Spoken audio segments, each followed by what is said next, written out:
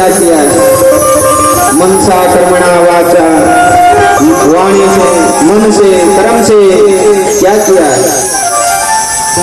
ये सुंदरता तो आपस में दिखाने के लिए एक दूसरे को, लेकिन उसके लिए क्या कर रहे हो? हृदय से सुमरन करो जहां उसका निवास स्थान है।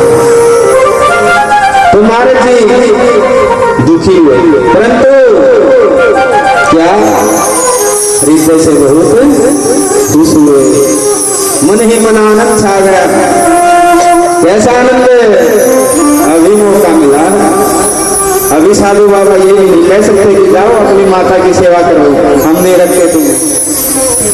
तो कितने प्रसन्न होते हैं कि अब मेरे को मौका मिला, मैं भगवान का भजन करूंगा। और हम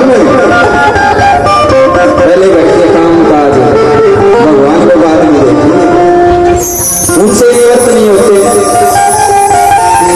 कल तो यहाँ कथा में बहुत से कार्य कर रहे थे कि हम एक को लाएंगे, दो को लाएंगे, तीन को लाएंगे।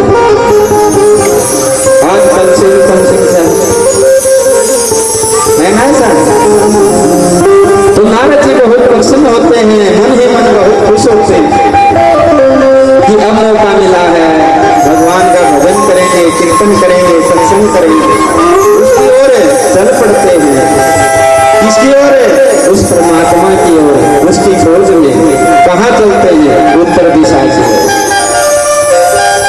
वहां पीपल के वृक्ष के नीचे बैठकर भगवान का स्मरण करने लग जाते हैं, उसको याद करने लग जाते हैं। तो उनके हृदय में अनुभूति होती है। कैसे अनुभूति होती है? उनकी छवि, उस परमात्मा का स्वरूप ऐसे लगता है जैसे उनके हृदय में विराजमान है। तो नारद जी भी भजन करते करते विलाप करने लगे। महाराज उनका कंठ भर गया, हृदय से रोने लगे। हृदय से किसी को पुकारेंगे ना, तो जैसे आज के युग में लगा लो, किसी के पास हम फोन करते हैं तो फोन पर ही बताना पड़ेगा सब। फोन में ये सब्जी खोपड़ी घुमा रखी, तो फोन करेंगे तो सामने वाला क्या बोलेगा? जिसको दिल से पुकारते हैं ना, हृदय से, हृदय की आवाज वहां तक जाती है, तो वो क्या कहेगा? हाँ भाई, हम भी तुम्हें ही याद कर रहे हैं, बस फोन करने ही वाले थे। ऐसा बोलते हैं ना, कई बार होता है ना। तो अंतरात्मा की आवाज, हृदय की आवाज उस परमात्मा तक पहुंचाते हैं। तो उसी समय आकाशवाणी होती है, योग वाणी होती है, देवताओं की वाणी होती है। वो क्या कहते हैं? कोई पुत्र, अभी तुम बड़ी पते नहीं, भजन करो। कितना भजन है? एक पूरे कलप तक भजन करो, जब तक ये सृष्टि चलती है। ये चारों युग बीत जाते हैं ना, सतयुग, त्रेता, द्वापर और कलियुग। चारों युगों तक भजन करो। तो नारद जी भजन करने लग जाते हैं, उस परमात्मा को पुकारने लग जाते हैं। तो उनको ये आभास नहीं रहता कि उनके शरीर को चींटियां खा रही हैं या पक्षी नोच रहे हैं, क्या हो रहा क्या नहीं हो रहा। और हम भजन करने लग जाएं, अपने घर में मंदिर में पूजा करने लग जाएं, कोई बीच में पुकारेगा, अरे फलानी क्या करो? हाँ अभी आई, बस थोड़ी आरती कर लेते, थोड़ी पूजा कर लेते, 20 मिनट छोड़ छाड़ के बाहर। लेकिन नारद जी को ये भी नहीं आभास था कि उनको चींटियां खा रही हैं, या हिंसक जीव खा रही, कोई आवाज नहीं। क्या उसको जानने के लिए लगे हुए। जब प्रलय का समय आया, चारों युग बीतने वाले थे, तो उसी समय जब भगवान अपनी रची हुई सृष्टि को समेट रहे थे, बताया ना, विश्वोत्पत्ति हेतु विश्व की उत्पत्ति, पालन और संहार तीनों कार्य किसके हैं? भगवान का। जब इस सृष्टि को वो समेट रहे थे, तो उसी समय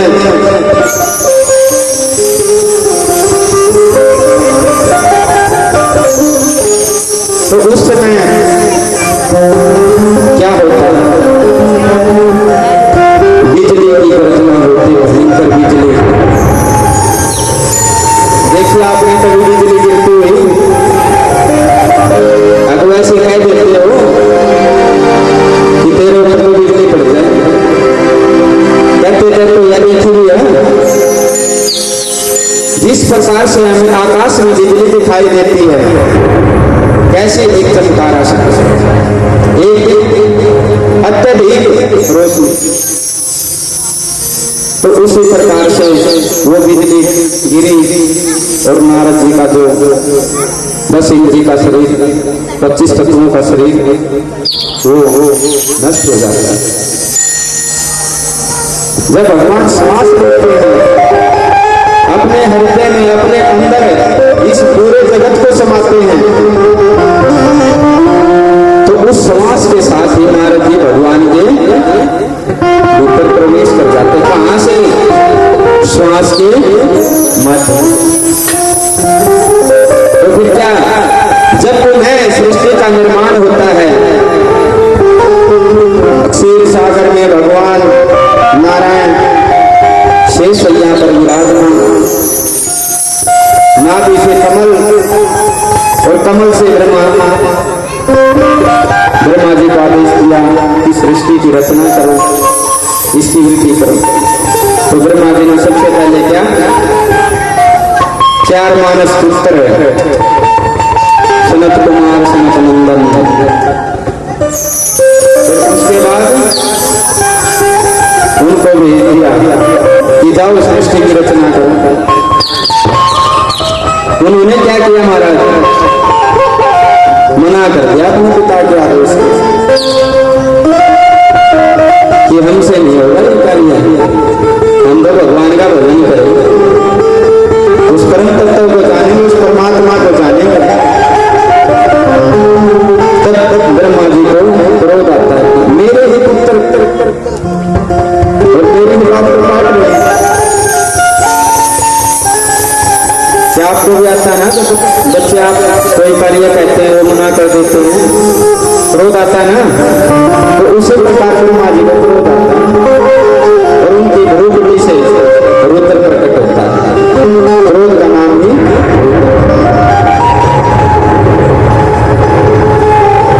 उसके बाद ब्रह्मा जी के 10 मानस पुत्र होते हैं, तो 10वें के रूप में नारद जी ब्रह्मा से प्रकट होते हैं। ये बात कौन बता रहा है? नारद जी बता रहे। किसको? वेद व्यास जी को। क्यों बता रहे हैं? क्योंकि उनको शांति नहीं मिल रही थी। प्रश्न क्या था उनका कि इतने पुराण लिख दिए, इतने शास्त्र लिख दिए, फिर भी मन शांत नहीं है। वो अपने पूर्व जन्म का चरित्र बताते हैं कि महाराज मैं पूर्व जन्म में दासी पुत्र था, ऐसे ऐसे आप ब्रह्मा जी का मानस पुत्र बना। फिर भगवान ने प्रसन्न होकर के मुझे क्या दिया? वीणा दी, जिसको लेकर क्या करते रहते हो? नारायण। ऐसे ही करते हैं ना, कैसे करते हैं? श्रीमन नारायण नारायण नारायण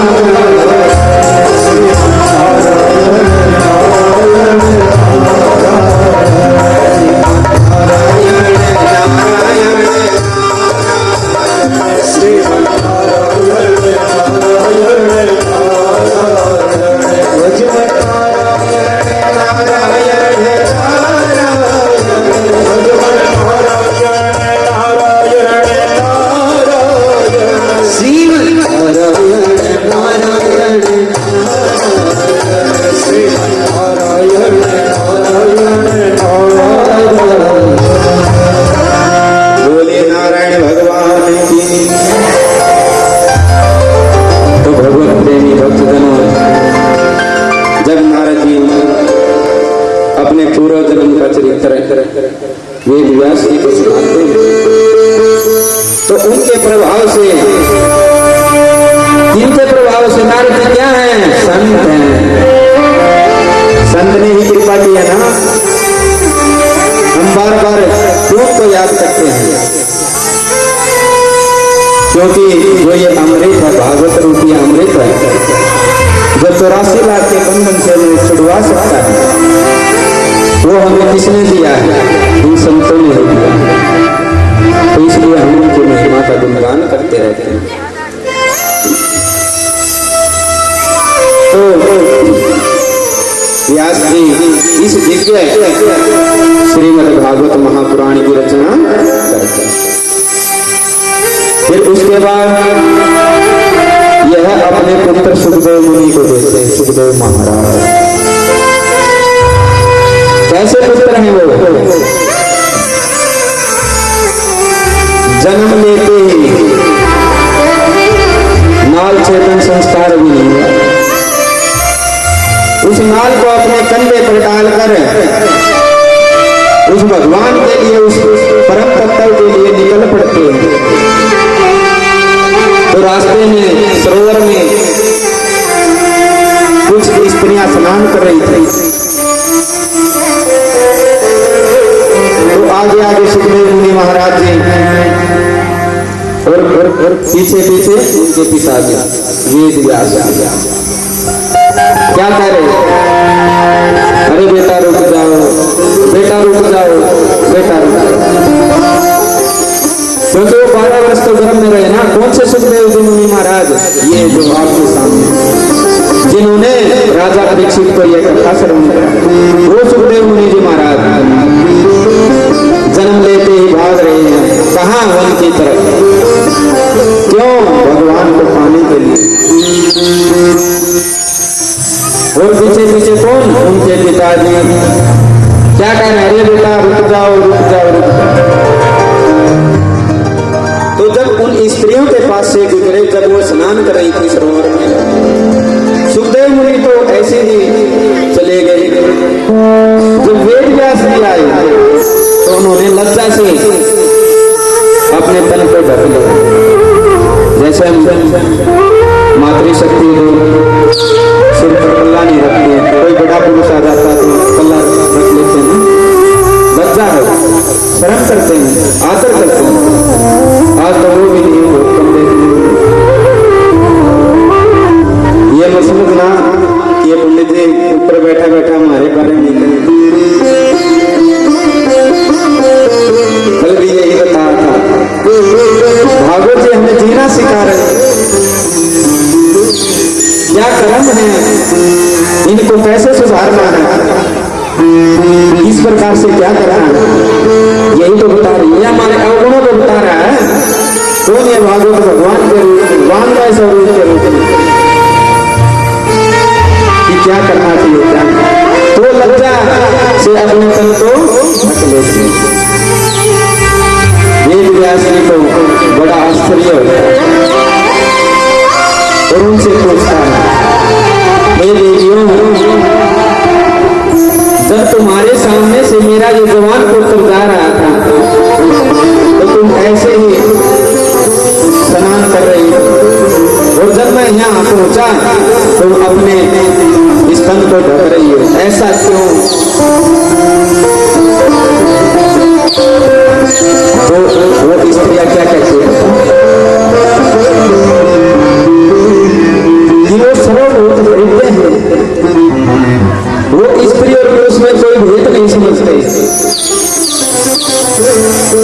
उसकी आंखों में हमने समता देखी है, सबको समान दृष्टि से देखते हैं, उनको कोई सामाजिक ज्ञान नहीं है। कोई बावला व्यक्ति हो उसके लिए तो सब बराबर है, उसको तो कुछ भी खाने को दे दो। हम क्या करते हैं? ये नहीं खाएंगे, ज्यादा मीठा खाएंगे तो शुगर हो जाएगा, नमकीन खाएंगे तो फिर बीपी का चक्कर चल जाएगा। वो क्या कभी ऐसा करते हैं? तो उनकी आंखों में क्या थे? शंका थी। वो स्त्री पुरुष में कोई भेद नहीं समझते। ऐसा क्वेश्चन एक आता है, जो इस तत्व को जानते हैं ना, वो कभी भेद नहीं समझते। उनके लिए लक्ष्मी ही नारायण, नारायण ही लक्ष्मी, सीता ही राम है, राम ही सीता। तो वो भेद नहीं समझते। तो स्त्रियां बताती है महाराज उनकी नजरों में, उनकी आंखों में कोई भेद नहीं था, लेकिन आपको सामाजिक ज्ञान है, इस समाज में रहे हो, इसके हाव भाव को समझते हो, इसलिए हमने अपने शरीर को तो लज्जा किया करो। यह हमारी संस्कृति है। पहले जो बूढ़ी दादी परदादी इत्यादि होती थी, वो सिर पर पल्ला रखती थी, कभी देखा नहीं? श्री कृष्ण गोविंद हरे मुरारी।